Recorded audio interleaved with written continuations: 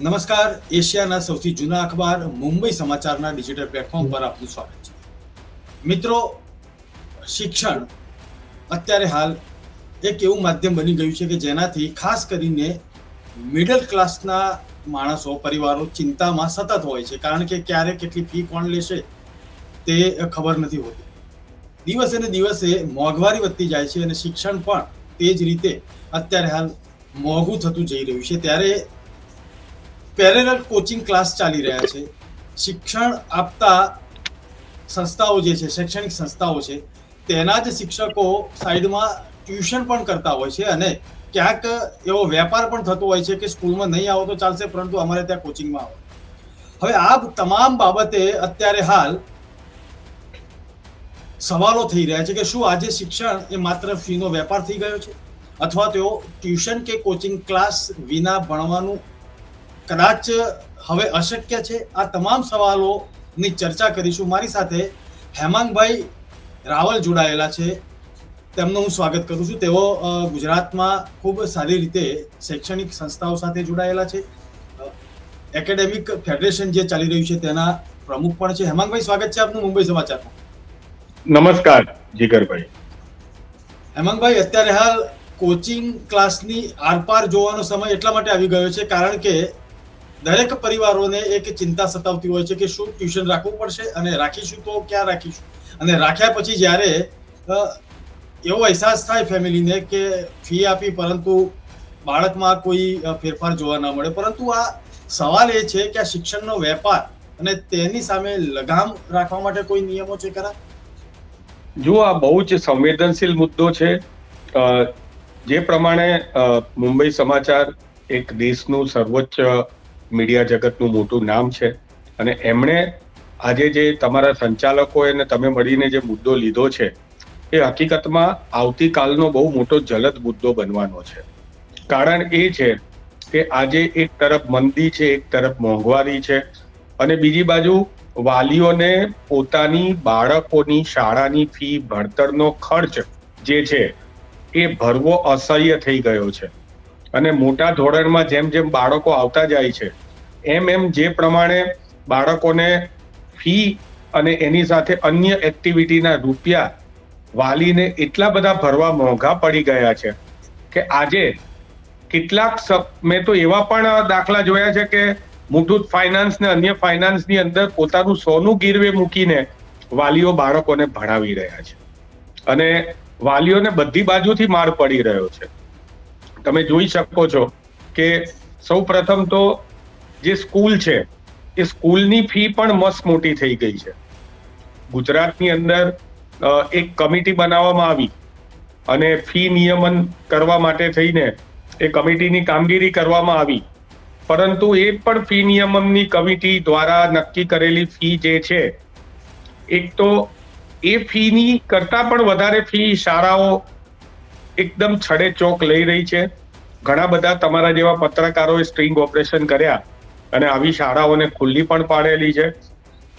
સરકાર આવું જ્યારે થાય ત્યારે બહુ જ મોટી ફરિયાદ થાય ને મીડિયા હાઈપ ઊભી થાય ત્યારે સ્કૂલને 10,000, 50,000, લાખ રૂપિયા દંડ કરીને છોડી દે છે. વિદ્યાર્થીઓને ફી પાછી આપવાનું કહે છે. મૂળ વાત એ છે કે આપણા બંધારણમાં લખેલું છે, અને હું અહીંયા કોઈ રાજકીય વાત નથી કરતો.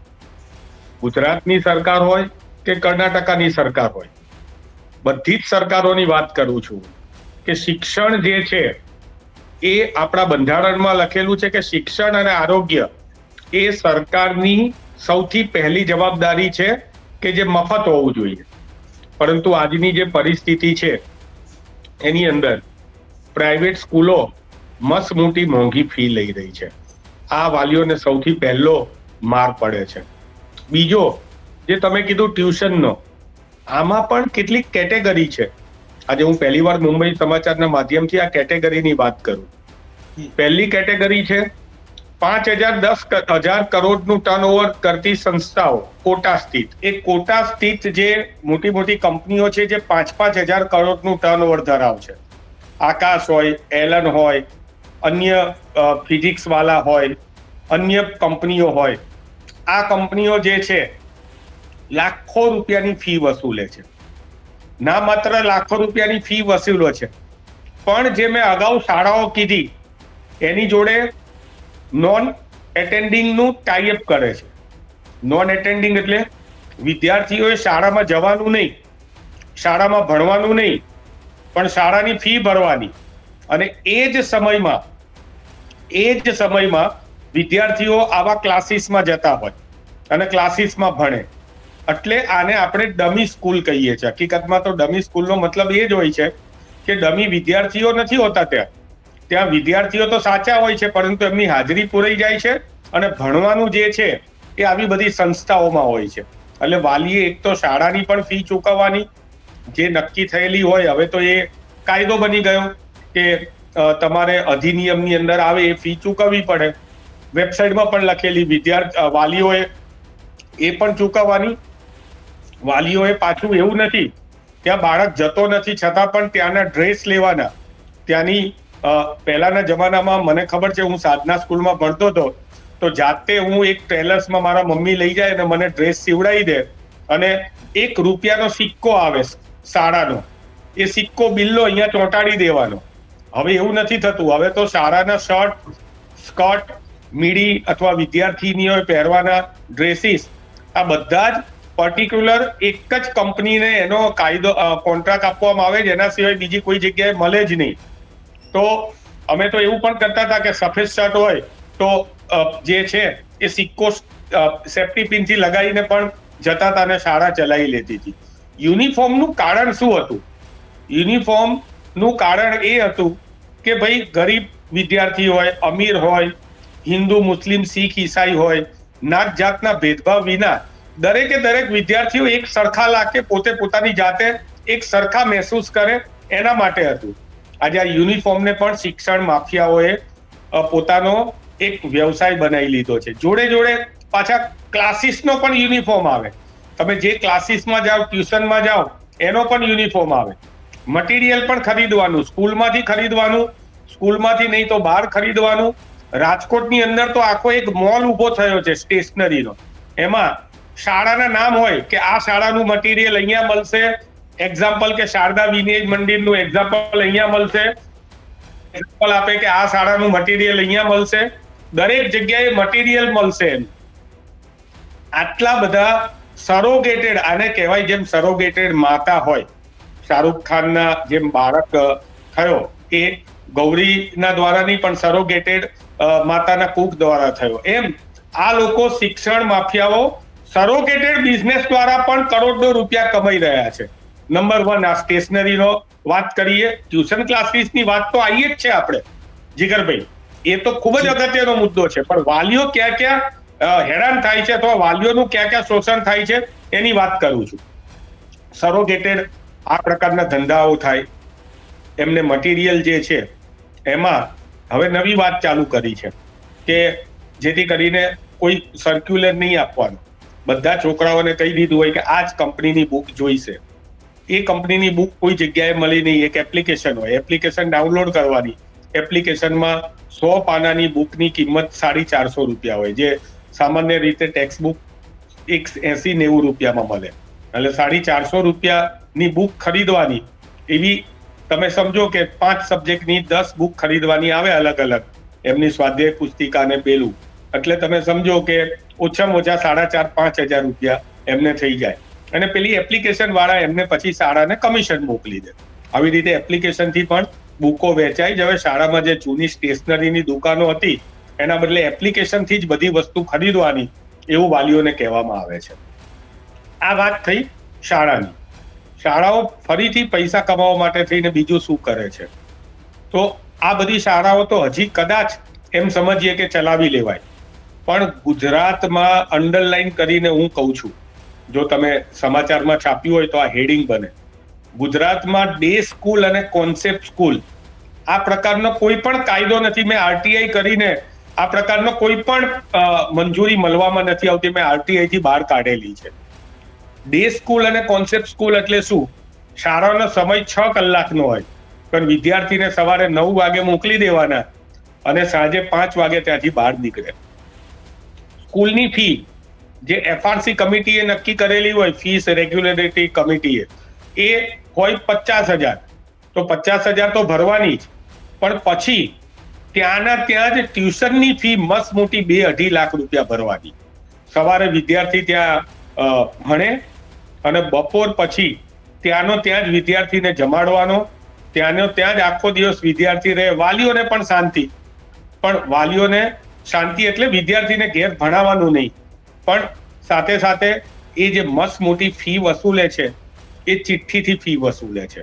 એ ફી જે છે એ કોઈ પણ જાતની એને રસીદ છે કેશમાં વસૂલે અથવા તો એમના ટ્રસ્ટના નામે અન્ય દાન સ્વરૂપે સ્વીકારેલી હોય એ રીતે વસૂલે છે. એક અંદાજ મુજબ માત્ર ગુજરાતની અંદર કોન્સેપ્ટ સ્કૂલો ભાવનગર હોય, રાજકોટ હોય, મોટે ભાગે સૌરાષ્ટ્રમાં અને અમદાવાદના ગાંધીનગર ને એની આજુબાજુના વિસ્તારોમાં એ લગભગ 10,000 કરોડનો ધંધો કરે છે. 10,000 કરોડનો ધંધો આ ગેરકાયદેસર રીતે કરે છે, પરંતુ સાથે સાથે એ જે ધંધો છે એમાં સરકારને બીજું પણ નુકસાન થાય છે કે શાળાની ફી હોય છે કે કોલેજની ફી હોય છે એને જીએસટી માંથી મુક્તિ આપવામાં આવેલી છે, પરંતુ ટ્યુશન ક્લાસીસની ફીમાં 18% જીએસટી લેવાતો હોય છે. જો આપણે મારો અંદાજ સાચો હોય, હું તો અંદાજ જ કહું છું, વધારે પણ હોઈ શકે ને ઓછું પણ હોઈ શકે, પરંતુ આ 10,000 કરોડનો કાળા નાણાંનો વેપલો છે એ 1,800 કરોડ રૂપિયા એ સરકારના ટેક્સના જે છે એની પણ ચોરી થાય છે. કારણ કે શિક્ષણમાં ફીમાં ટેક્સ નથી, પરંતુ ક્લાસીસ કે કોચિંગ ક્લાસના સ્વરૂપે જે લેવાતી ફી હોય એમાં ટેક્સ છે. મુખ્ય વાત એ છે કે ગુજરાતની અંદર જે અધિનિયમ છે 2002 અને આરટીઈ નો કાયદો પણ છે કે જેમાં સ્પષ્ટ પ્રમાણે લખેલ છે કે શાળાના શિક્ષકો શાળાના સમયમાં એટલે શાળાના સમય દરમિયાન પણ ટ્યુશનની પ્રવૃત્તિ ના કરી શકે, શાળાના સમય બાદ પણ ટ્યુશનની પ્રવૃત્તિ ના કરી શકે, શાળાની પ્રિમાઇસીસમાં પણ ટ્યુશનની પ્રવૃત્તિ ના કરી શકે, શાળાની પ્રિમાઇસીસની બહાર પણ ટ્યુશનની પ્રવૃત્તિ ના કરી શકે, વેતન લઈને પણ ના કરી શકે કે અવેતન મફત શીખવાડું છું એમ કહીને પણ ના લઈ શકે. આટલો મજબૂત આપણી જોડે અધિનિયમ હોવા છતાં આજે અમદાવાદની અંદર ડે સ્કૂલો જે છે એ ધમધમે છે, કોન્સેપ્ટ સ્કૂલો છે ધમધમે છે. ટ્યુશન ક્લાસીસ વાળાઓએ પોતે જ સ્કૂલો ચાલુ કરી દીધી છે અને એ જે ભૂતકાળમાં ટ્યુશન ક્લાસીસ હતા, હું તમને નામ આપું, ધોળકિયા ક્લાસીસ, આજે ધોળકિયાની સ્કૂલો થઈ ગઈ છે. હું તમને નામ આપું, ભાવનગરના મનરભાઈ, એમજીટી મનર ગ્રુપ ટ્યુશન, આજે એમની જ્ઞાન ગુરુ સ્કૂલ કરી દીધી છે અને ત્યાં પણ આ જ રીતે વિદ્યાર્થીઓને ડે સ્કૂલના નામે રૂપિયા લેવામાં આવે છે. બીજી બધી વસ્તુઓ પણ શાળાઓ જે વિદ્યાર્થીને ફિશિંગ માટે કરતી હોય છે, ખોટી જાહેરાતો આપતી હોય છે. વિદ્યાર્થીને આવ્યા હોય 500 માર્ક્સ અને જાહેરાતોમાં 600 માર્ક લખી નાખે.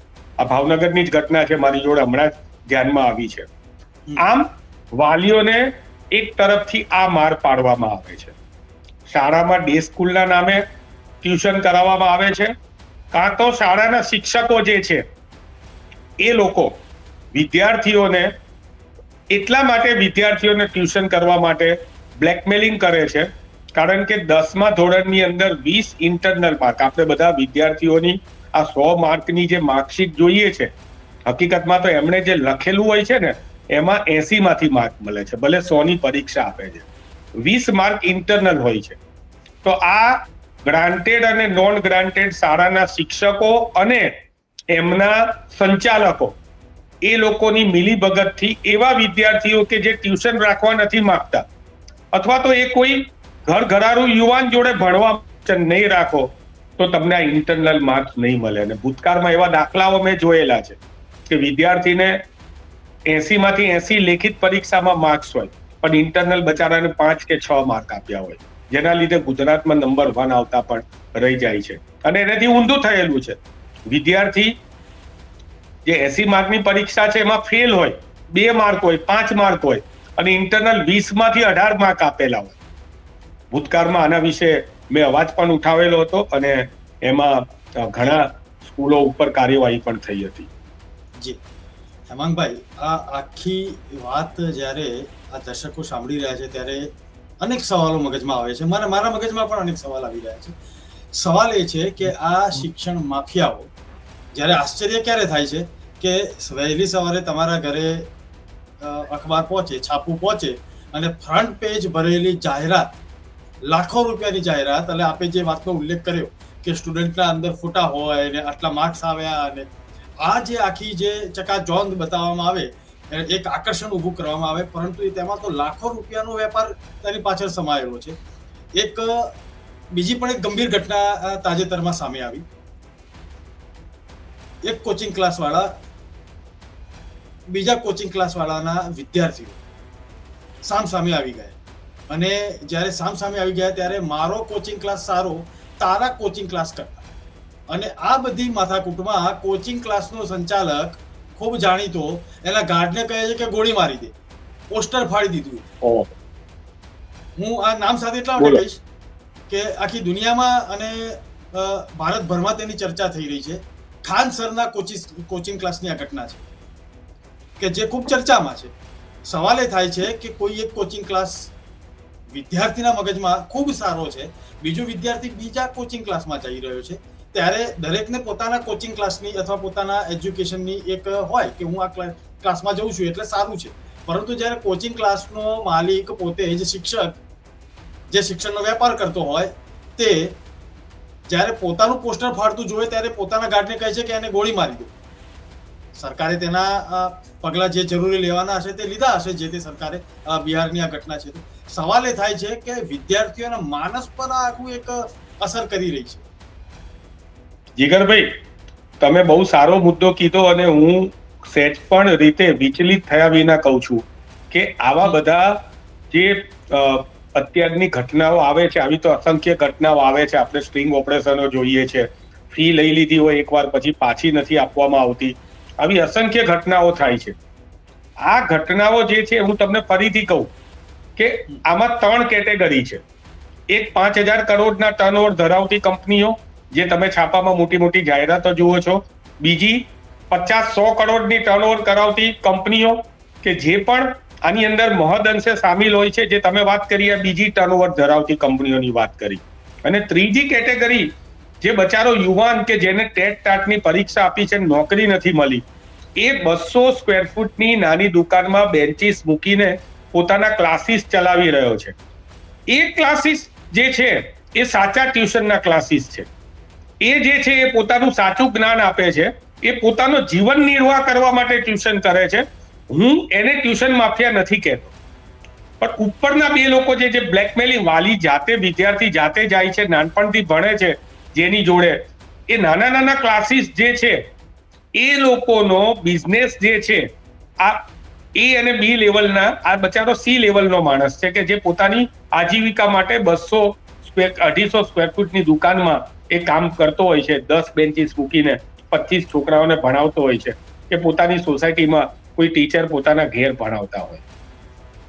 જો એ શાળાનો શિક્ષક ના હોય, જો એને શાળામાંથી પગાર ના મળતો હોય, તો પછી એને એક યુવાનને આજીવિકા માટે થઈને એ ટ્યુશન વિદ્યાર્થીઓના માર્ક્સને ઇમ્પ્રૂવ કરવા માટે જેન્ડલની ભણાવતો હોય ને, તો એનો કોઈ વાંધો નથી, અને એ તો હોવું જ જોઈએ. પણ આજે પરિસ્થિતિ એ થઈ ગઈ છે કે સમગ્ર દેશની અંદર આ ટ્યુશન માફિયાઓ જે છે, એ વિદ્યાર્થીના માનસમાં હવે બહુ સ્પષ્ટ છે કે જે શાળામાં ભણાવવામાં આવે છે એ નીટ અને JEE-માં ભણાવવામાં નથી આવતું. એટલે કે નીટ અને JEE ક્લાસીસમાં ભણાવવામાં આવે છે. શાળામાં ભણાવવામાં આવે છે એના બોર્ડની જે માર્કશીટ છે, એના ઉપર તો મેડિકલમાં એડમિશન ના મળે જ્યાં સુધી નીટ ક્વોલિફાય ના થાવ ત્યાં સુધી. શાળાની માર્કશીટ ઉપરથી JEE ની અંદર એડવાન્સ ને તમે ના ગયા હોય તો તમને IIT-માં એડમિશન ના મળે.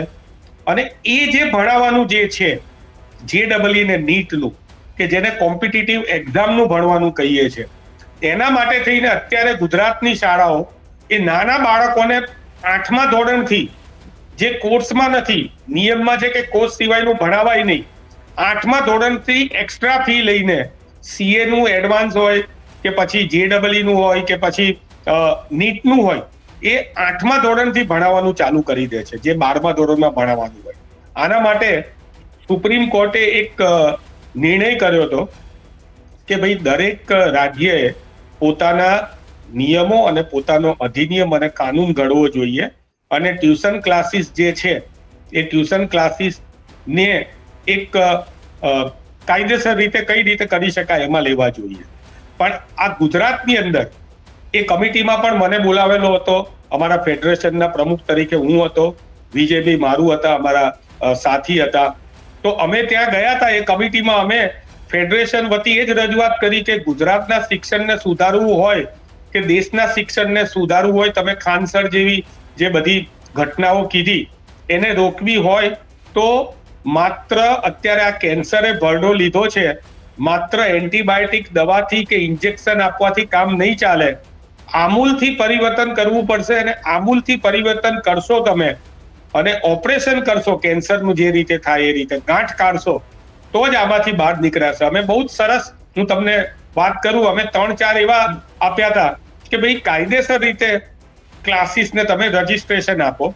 એ રજીસ્ટ્રેશનમાં સ્પષ્ટ નક્કી કરો કે શાળાની પ્રીમાઇસીસની અંદર કે કોલેજમાં આ ક્લાસીસ ના ચાલતા હોય. બીજા નંબરે સ્પષ્ટ રજીસ્ટ્રેશન કરો કે શાળાના સમયમાં આ ક્લાસીસ ના ચાલતા હોય. શાળાનો સમય સવારે 7 થી 12 હોય તો આ ક્લાસીસમાં ભણતા વિદ્યાર્થીઓનું ચેક કરવામાં આવે ને જો 7 થી 12 ભણતા વિદ્યાર્થીઓ ત્યાં આવતા હોય તેનો મતલબ શાળામાં ડમી તરીકે હાજરી પુરાય છે. ડમી ક્લાસીસ બંધ થઈ ગઈ. શાળાની અને શૈક્ષણિક સંસ્થાઓની પ્રીમાઇસીસમાં કોઈ પણ ટ્યુશન ક્લાસીસને મંજૂરી ના આપવામાં આવે. અને છેલ્લે ઓનલાઈન ભણતા હોય કે ઓફલાઈન ભણતા હોય, એક બાળકને પણ કોઈ ભણાવતું હોય તો એની જવાબદારી છે. તો એક બાળકને પણ જે છે એને જો ભણાવતો હોય તો એને ટ્યુશન સંચાલક તરીકે એનું રજીસ્ટ્રેશન કરાવવું જોઈએ. બીજી બધી પણ ઘણી બાબતો અમે કીધી હતી કે ભાઈ ફી લીધેલી છે. કોઈ દિવસ નાના જે બચારા મેં કીધું 200 સ્ક્વેર ફૂટની અંદર બેન્ચીસ નાખીને ચલાવતા જે નાના સંચાલકો છે, કોઈ દિવસ ફીમાં પાછી આપવામાં પાછી પાની નથી કરતા. કદાચ વિદ્યાર્થીને ના ફાવ્યું તો પાછી આપી દે છે. પણ આ મોંઘા ક્લાસીસો છે, એકવાર 1.5 લાખની ફી લઈ લીધી, 2 લાખની લઈ લીધી, વિદ્યાર્થીને 2 મહિના પછી પાછું જવું છે તો ફી પાછી નથી આપતા.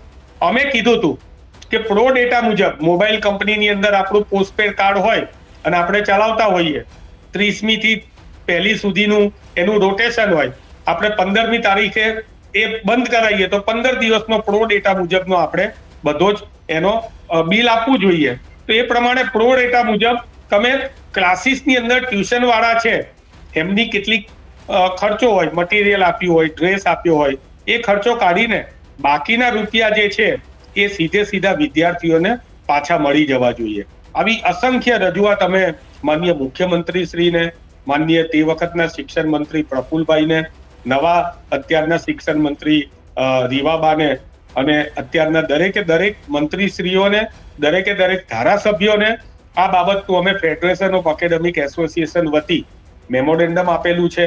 આ કાયદો જે છે સુપ્રીમ કોર્ટના દિશા નિર્દેશથી 6 મહિનામાં લાવવાનો હતો. હજી પણ સરકારની અંદર આની કોઈ હલચલ નથી થઈ. મને લાગે છે જો આવા પ્રકારના કાયદાઓ આવશે તો ભવિષ્યની અંદર આપણે જે અત્યારે શિક્ષણની ગુણવત્તાની ઉપર ચર્ચા નથી કરતા પરંતુ શિક્ષણ માફિયા ઉપર ચર્ચા કરીએ છીએ, તો હવે પછીનો કાર્યક્રમ વધુ સારી ગુણવત્તામાં બાળકો ભણી શકે, ઓછી ફીમાં ભણી શકે એનો હોવો જોઈએ એવું મારું સ્પષ્ટ તરીકે માનવું છે. અને એક છેલ્લી વાત, બિન રાજકીય વાત, સરકારશ્રીને 2 હાથ જોડીને વિનંતી કે આ કોચિંગ માફિયાઓ, શાળાની અંદર ચાલતી ડે સ્કૂલની વાત છે કે શાળાની અંદર ચાલતી કોન્સેપ્ટ સ્કૂલની વાત છે, શાળાના શિક્ષકો દ્વારા ગેરકાયદેસર રીતે કરાવતા ટ્યુશનની વાત છે, આ બધા જ વાત શાળાની ફી વધારે લેવાય છે, ફી રિસિપ્ટ વિના લેવાય છે. ડે સ્કૂલને કોન્સેપ્ટ સ્કૂલમાં મંજૂરી ના હોય તો આખો દિવસ બાળકોને ગોંધી રાખવામાં આવે છે. ડમી સ્કૂલો એટલે કે ડમી વિદ્યાર્થીઓના નામ લખીને ખોટી હાજરી પુરાય છે. આ બધા જ માટે એક હેલ્પલાઇન શરૂ કરવી પડે કે જેમાં સીધા વાલી પોતાની ફરિયાદ કરી શકે અને એનો આખો જો ગ્રીવન્સ સેલ હશે તો પણ મને લાગે છે કે આપણી આજની ચર્ચા જે છે એ સાર્થક થયેલી ગણાશે. જી હેમાંગભાઈ, સમય મર્યાદા છે પરંતુ એક ટૂંકમાં મારે એક સવાલ થાય છે અને આ સવાલ કદાચ કોમન મેનનો છે. આપે જે કંઈ માગણીઓ કરી સરકાર સમક્ષ, આપ કમિટીમાં પણ ત્યાં આગળ જઈને રજૂઆત કરી કે આ સિસ્ટમ હોવી જોઈએ. નામદાર સુપ્રીમ કોર્ટના આદેશ અનુસાર સરકાર આવનારા 6 મહિનામાં કેવા પગલાં લેશે તેની તો આપણે રાહ જોઈશું. પરંતુ સૌથી મોટો સવાલ એ થાય છે કે આ ટ્યુશનના શિક્ષકોની વાત હોય કે કોચિંગ ક્લાસની વાત હોય, આ શિક્ષણના માફિયાઓના હાથ એટલા લાંબા છે કે સિસ્ટમ પણ મૌન છે. અરે તમને હું વાત કરું, ભૂતકાળમાં મુખ્ય શિક્ષણ મંત્રી શ્રી ભૂપેન્દ્રભાઈ ચુડાસમાએ કીધું હતું કે કોરોના દરમિયાન તમારે ફી આપવાની નથી. એમના બોલેલા વાક્યો હતા, છતાં પણ આ સંચાલકો ટીવીમાં આવીને જાહેરમાં કહેતા હતા કે ના અમે તો ફી લઈશું, અને એમની ફી લેવા આવી છે. કોરોનામાં આ લોકોએ એવું કીધું કે જેના માતા અથવા પિતા બંને મૃત્યુ પામ્યા હશે ભેગા, એ લોકોની અમે ફી નહીં લઈએ. હવે એવા તો કેટલા હોય, એમાં પણ ફી લેવામાં આવેલી છે. એટલે મુખ્યમંત્રી શ્રીને જ્યારે આ વસ્તુ શિક્ષણ મંત્રી શ્રીને કહેવામાં આવી છે, છતાં પણ જો શિક્ષણ મંત્રી ના બોલેલા શબ્દોને પણ આ શિક્ષણ માફિયાઓ જો ઘોડીને પી જતા હોય તો મને લાગે છે કે આમની પહોંચ ક્યાં સુધી હશે, પણ આમની પહોંચ ઉપર ઈશ્વર સુધી નહીં હોય. તમારા માધ્યમથી હું કહું છું, ફેડરેશન ઓફ એકેડેમિક એસોસિએશન સમગ્ર ગુજરાતના 20,000થી વધારે એજ્યુકેશન શિક્ષણવિદ અને સંસ્થાઓનું બનેલું એક એસોસિએશન ફેડરેશન છે, જેમાં 10 લાખથી વધારે વિદ્યાર્થીઓ એક યા બીજી રીતે સંકળાયેલા છે. આવનારા દિવસોમાં ગુજરાતના શિક્ષણને સુચારુ બનાવવા માટે થઈને મુખ્યમંત્રી શ્રી, શિક્ષણ મંત્રી શ્રી ને અમે રજૂઆત તો કરીશું જ, પરંતુ આ શાળાઓને આ શિક્ષણ માફિયાઓ જો બેકાબુ થશે અને ગેરકાયદેસર કાર્ય કરશે તો એ લોકોની સામે વાલી અને વિદ્યાર્થીઓને સાથે રાખીને જેમ દારૂના અડ્ડાઓમાં લોકો જનતા રેડ કરે છે, એમ અમે આવા શિક્ષણના અનૈતિક ધામોમાં પણ જનતા રેડ કરતા અચકાઈશું નહીં.